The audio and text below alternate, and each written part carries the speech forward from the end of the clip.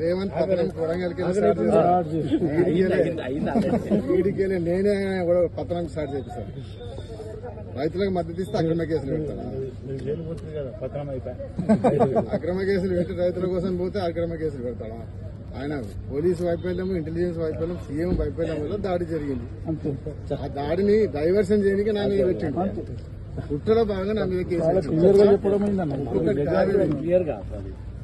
న్యాయస్థానం మీద గౌరవం ఉన్నది, నాకు విశ్వాసం ఉన్నది. నిర్దోషిగా బయటకు వస్తాను.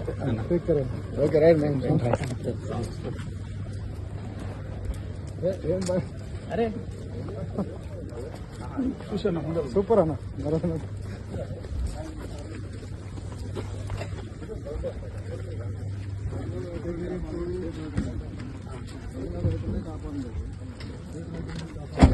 మనకి క్వాలిటీ ఆర్డర్ అవుతుంది. అది ఆర్డర్ అలా